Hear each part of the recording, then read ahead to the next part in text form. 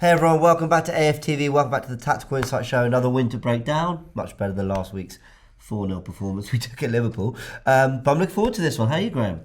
I'm great, mate. How are you? I'm very good. I'm excited to break this down.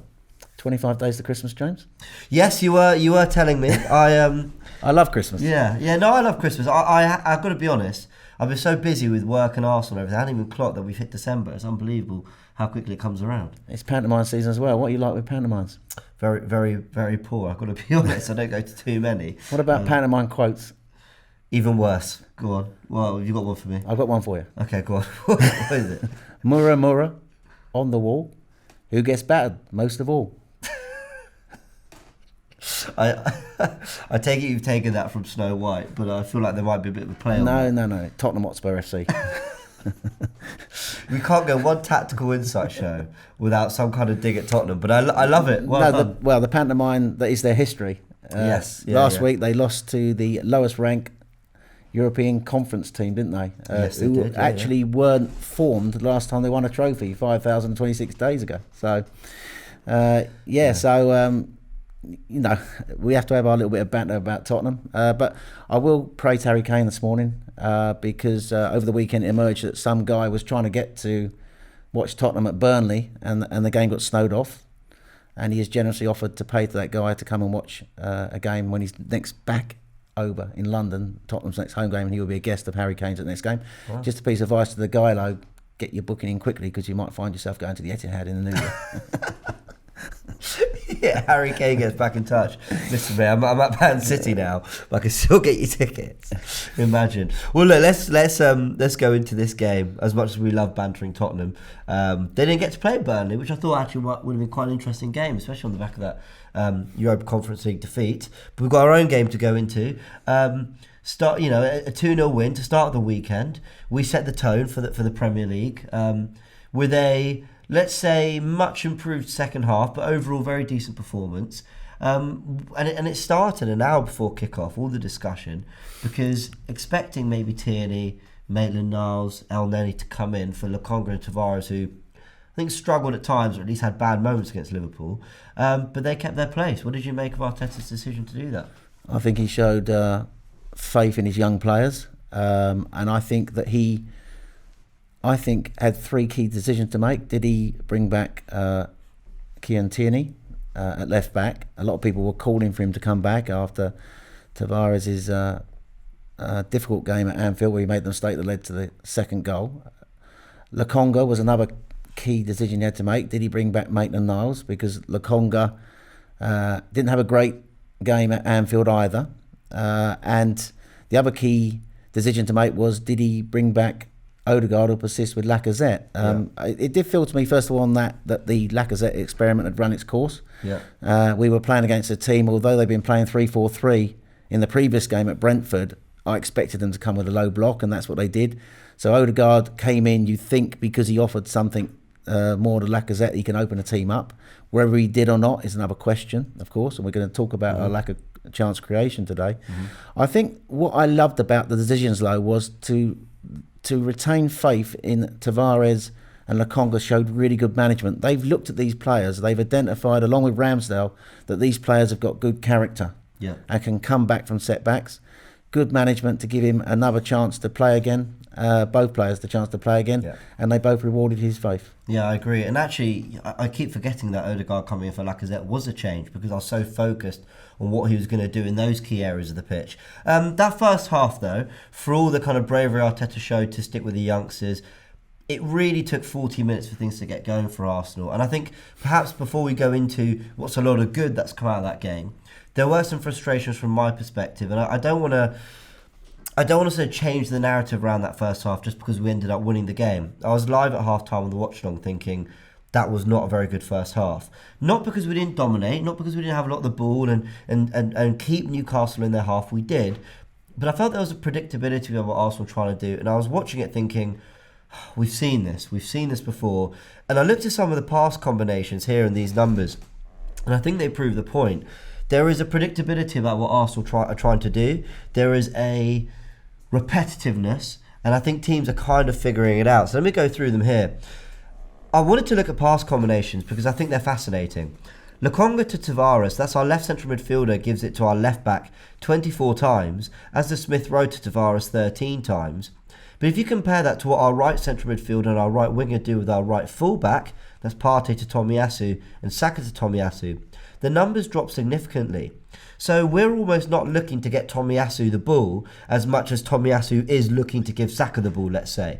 The point I'm trying to make is the reason Tavares is receiving the ball from Lokonga and Smith Rowe so often is because he's getting forward. It's because he's looking to be an outlet. He's looking to hold width. He's looking to be part of our attack. So there's an imbalance there in what we're trying to do, which I understand because of the asymmetrical shape, and we've spoken about that before on the show. But you also look Gabriel to Tavares. He only gives him the ball 11 times, whereas White to Tomiyasu goes up to 20. And then you look a little bit more at what our centre-backs are doing. Gabriel is very regularly giving the ball to White. 21 times it occurred, but White isn't giving it back to Gabriel it's a third of the amount of times. Now the point I'm trying to make is the numbers for me highlight that there's a predictability about the way Arsenal try to build up.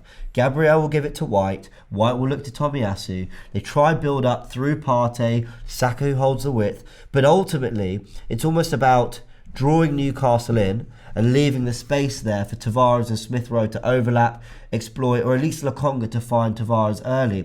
And that's one of our main attacking threats. Now, I understand that there's a system of build-up and there's an asymmetrical shape we play, and that our fullback, our Tomiyasu at right back, has a very different function to Tavares at left back. But I still feel that there's a predictability to what we're trying to do. Would you say that's fair? Yeah, I do. I think when I was watching it first half, I thought Ben White had an awful lot of the ball. Yeah. That told me that there was not a lot of movement off the ball. We weren't moving the ball quick enough. I think you talked about the asymmetrical build-up. That was clear. It was like Gabriel and White and a 2. Then you had we had like 3 lanes across the right side and 3 lanes across the left side. So you had like Tomiyasu, Odegaard and Saka on the right. Odegaard drifting to the right from his number 10 position. On the left-hand side, you had Lokonga, Tavares and Smith Rowe. They were like the way we were building up, with White having a lot of the ball, because a lot of the time where we weren't moving it quick enough, Newcastle were getting back in 2 banks of 4. And they went back to the old Steve Bruce style of defending, almost like a 4-5-1 at times, looking to hit Wilson on the break with long balls over the top. So what we were doing for that first 30 minutes was, a lot of the time, as I said, White had a lot of the ball and no real options on, because we were set in our lanes and they were set defending in the areas.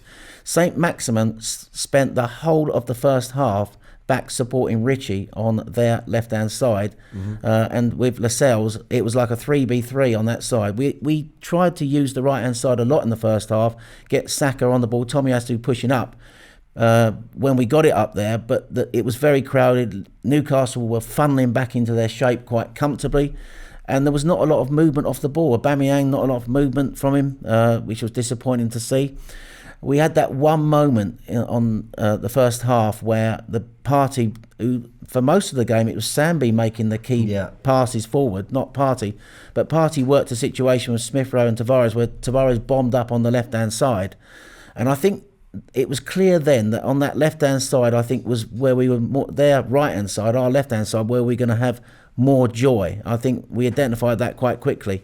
But I think with Newcastle, as we're going to show, only attacking with the one outlet, the long ball over the top for Wilson. And he was taken care of really well by Gabriel's physicality. Yeah. It was a real physical battle right from the off there.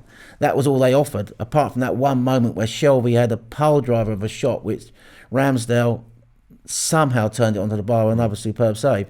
I think that movement down that left-hand side, that one moment that led to the Odegaard free kick that was well saved, was the moment we identified possibly where we could get some joy on that left-hand side. And you felt Arteta perhaps, and I know you say you don't know this for sure, but it looked to you that Arteta maybe had recognised that and used maybe the last 5-10 minutes of that first half to try something tactically different. Talk us through that, because we have actually illustrated the best chance of the game that came through that moment. Talk us through it. Yeah, I think that left-hand attacking piece of play I talked about, where they got forward on that left-hand side, I think there was a change. He saw that we could get behind Kraft, the German fullback, who's not a great person at tracking runners. there was a break in play, and I noticed from where I was that both the teams assembled around their respective coaches while a Newcastle player was getting some treatment.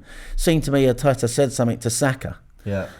Whether it was Saka then deciding to do it off his own initiative, or whether Arteta said something to Saka, it was clear immediately that Saka then came over onto the other side, onto the left-hand side, almost immediately, and that they fashioned our best chance of the first half from that.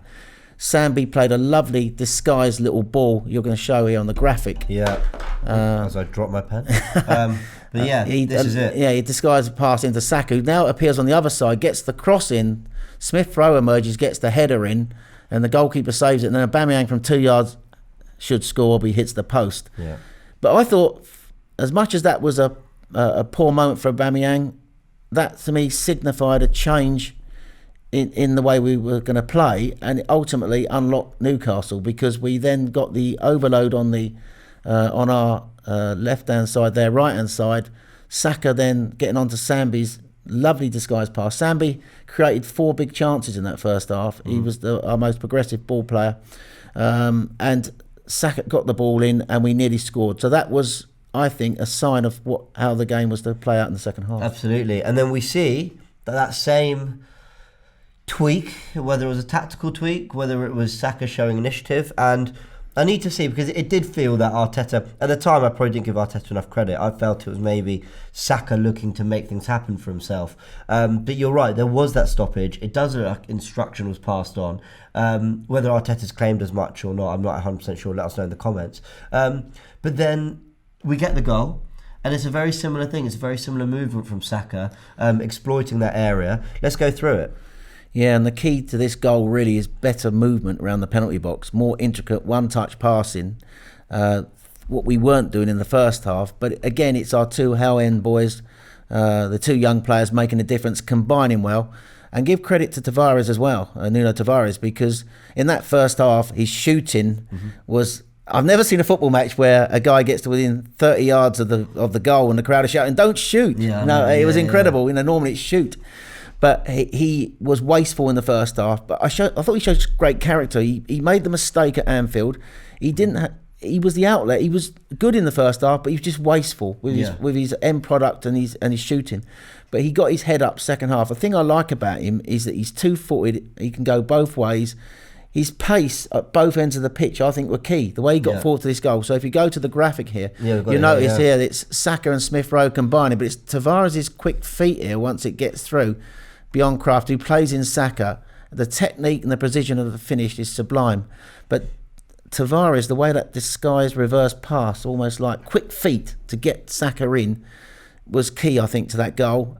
And also Saka coming over from the right to the left to combine with Smith Rowe to create the opening, finally unlock Newcastle. I agree, and it's the thing that makes Tavares frustrating at times is also what makes him brilliant. Yeah. It's that, because what he does, he takes that ball from Smith Rowe on his left foot and then rolls on his right and flicks it in. And there's a nice, there's flair, instinctive. There's confidence, there's a little bit of not arrogance, it's confidence, but it's like, yeah, I can do this. I know, I've been hitting them over the bar, and last week at Anfield wasn't great, but I back myself, and I love that. And the things that make him frustrating, rarely, but at times, is also what makes him brilliant. And that little slip past to Saka is genius. He's just a raw talent. I think what you have to recognise here, and obviously we're going to have the debate now around, I think, whether Tierney comes back in for the Man United game.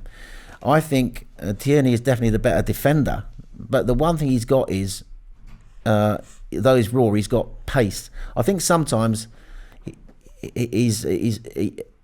his pace is such that I don't think his head can keep up with what he's doing. Yeah. It feels like that sometimes. But the one thing is that he can be coached, and I think he's going to get better. But he offers. He's very talented.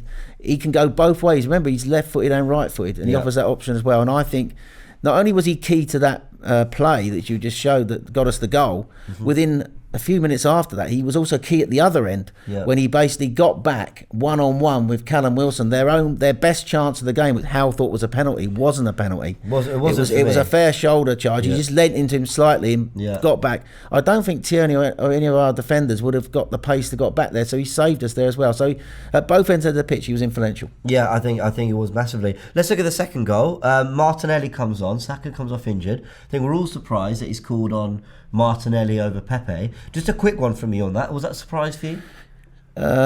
It shows where Pepe is in the thinking of Arteta. He's not probably one of Arteta's boys, you'd say now. I think that Martinelli, I think, has been crying out for a chance. I loved his post-match, the way he talked about if he gets 5-10 minutes, he was going to show the boss what he can do. Mm-hmm. He came on. The way he scored that goal, James, was what I've been wanting Pepe to do. Yeah, and it's making these runs. The runs, yeah. Here in between the fullbacks. I don't think we score that goal if Pepe comes on, because Pepe would have hugged the touchline. So when White plays it out to Tomiyasu, I think that Pepe would have been in that position. Well, let's illustrate. Let's show it, because we've got it up here. And what I like about it is Tomiyasu is in his slightly more inverted role again, and Martinelli's holding the width. But there's a moment here where, again, instinctiveness takes over. And we manoeuvre them really nicely, because if you also watch Odegaard in this move... John, I'm going to play it twice. So firstly, Ben White gives it to Tomiyasu, and Martinelli makes a brilliant run. It's a lovely ball from Tomiyasu. Really nice ball. And then it's a great finish from Martinelli. But I'm just going to take it back a second, because if you watch, when this ball goes from White, number 5 for Newcastle, Cher, I think it's Cher, but it's someone in that position anyway, follows Martin Odegaard. Odegaard's going to come short. They almost think maybe there's a flick on. But Tomiyasu's quite clever, because he just...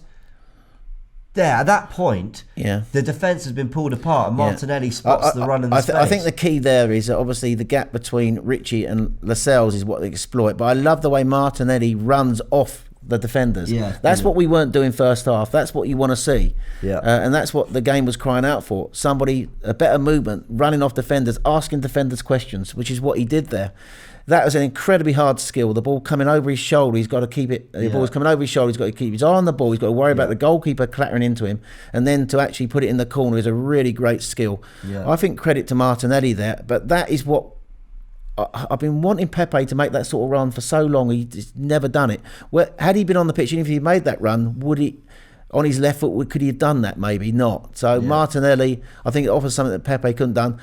Credit to Tomiyasu, because we saw another side to Tomiyasu's game. I know you want to talk about it later, but the tremendous weight of pass there for him to get on that, and that was a fantastic goal. Better movement again. Both our goals, well-crafted goals. Better movement around the penalty box, we were guilty of not doing in the first half. I described Arsenal in the build-up with Cecil as saying, the fundamentals of positional play and trying to replicate what Man City do with Kyle Walker and Tomiyasu and all that. We do that to a point, but Man City have another gear they can go into. So my question for Arsenal going into that match was, when things look slightly tricky, let's say, when we're not getting that goal early on, what else can we show to our game? Specifically players like Tomiyasu, and he did in that moment with a really lovely ball. I think the next part for Arteta is progression, is actually to create. I mean, I looked at the metrics over the weekend. We are something like 5th, although we're 5th in the league, we are 15th for non-expected penalty box goals, 12.9. That chance creation is really low. That shows that there's not enough movement and not enough creativity in our forward play. So that's something we've got to address. I think first half of the season, the foundations were laid by the solid back line that got us our results. But the attacking play was all about scoring from set plays and counter-attacks. Now we're being asked different questions when we get the ball. What can we do with the ball? And this was a big test against a low block team. You are quite right. We struggled for most of the first half. Second half, we figured it out. Great movement off the ball. And that's what we need to do moving forward. And we spoke about Tomiyasu there. 3 chances created, 5 crosses and 3 touches in the opposition box. I've got Arsenal's average positions here for this game. I found it surprising. Not surprising when I looked at it. I mean, surprising from what I expected going into the game. To see Tomiyasu as high up the pitch as Tavares here on the screen, you can see, because Tomiyasu was having to get forward a little bit more. We see Saka as the most advanced player there.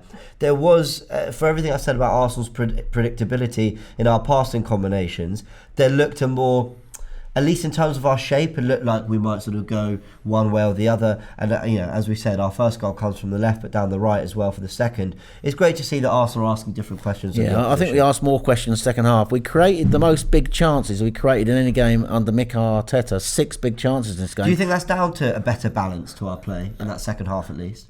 Yes. And I've credit to Sambi Lokonga. He created 4 big chances. Well, 4 of the big chances, I think, and he created 6 chances in the game. So he was the man who I thought, a young guy taking the game by the scruff of the neck and making a difference. But yes, I think it got better second half, and we created 6 big chances, the most we created in a Premier League game since Fulham in 2019 when we created 10. So there was an improvement second half. Initially by the switch of moving Saka over onto the other side, and then Martinelli coming and offering a different dimension, and also Tavares I think got better in the second half with his forward running, putting another great ball which Aubameyang and Martinelli. Aubameyang again on his haunches a bit, but Martinelli, the one who got to the ball, didn't control it unfortunately, but yeah, things definitely improved second half. Let's look at Tavares' numbers because he was impressive, and I think we really need to shout him out as well as Lokonga in a second. Gets his assist, a key pass as well. 47 passes in the opposition half. That's the second highest of any Arsenal player. 7 touches in the opposition box, and he gained possession back 10 times as well. We mentioned the defensive work he did. That 10 again was second to, I think, Ben White. I can't remember who got the most, but it was the second highest possession gain. So superb from a sensational second half from Nuno Tavares, and a very raw talent, admittedly. But he's, I'm so pleased that I said in my fan cam on Saturday, I'm so pleased Arteta kept him in the side. That was really good management, and he repaid the faith. Yeah, absolutely. And Lokonga, he repaid the faith as well because he kept him in the side. Again, we've got his numbers: 89 passes for Arsenal, ranked first in the Arsenal team. Most completed passes, second best pass accuracy. And when you look at the fact that he had 6 key passes with 61 in the opposition half, to have a 92% pass accuracy is superb. So again, ranking so highly. And when we look to Thomas Partey to be that guy, and I don't think we're going to go into the players that weren't at the races because I don't think it's the show to do it, but Lokonga was very much the main man in central midfield, and he was fantastic. I think that the other point to take out of this game really is that these were all Arteta's signings on the pitch again. 6, you're right. All these 6 signings are on the pitch. This is the shape of the team he wants to go with. So the likes of Pepe, who wasn't one of his original signings, Lacazette, who came out the side, who's obviously his contract comes up, he's not the future of the club. These young players are the future of the club, and they all played in this game. So absolutely. No, we've always got some round off stats, so let's go through them. I love it when you send me these because they're superb. I'd love to know where you get them. Arteta's won all 11 games he's been involved in against Newcastle, 6 as a player, 5 as a manager.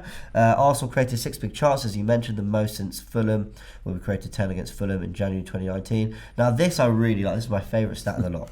Arsenal now picked up more points at home, 16, than any side in the Premier League this season. In 7 Premier League games at the Emirates, they've won 5, drawn 1 and lost 1. Wasn't expecting that. Well, it's if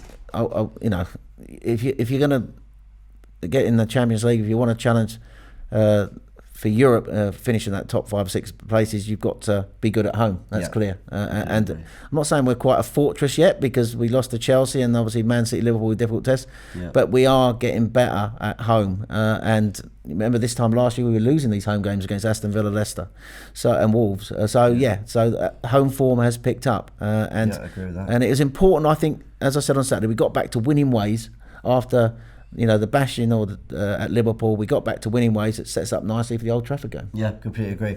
All right, guys, that has been the Tactical Insight Show. Thank you very much, Graham. Always love breaking this down, especially when it's a win. A couple of big questions that could come out of this one, but I think the one I really want to know from you guys, especially from a tactical perspective, what would you do against Manchester United? Is it a game more for Lacazette than Aubameyang, where we might not have as much of the ball?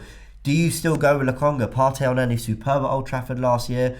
Maybe he won't bring back Elneny. Well, there you go. Maybe but the bigger question is, does he bring back Chiellini? And that was going to be my final one. So the thing is, do you guys want Chiellini back in the side? That's the question. I think Chiellini at his best is a better player than Tavares, but you can't deny form. So let us know, guys, in the comment section. Don't forget to like and subscribe. Bias Premier League show as well, depending on when you're watching this, is out or is coming out today, as well as Run It Back and all sorts of other shows coming out throughout the week as we build up to Man United on Thursday night, and we'll be covering it all. Thanks again, Graham. Thanks, James. We will see you next week.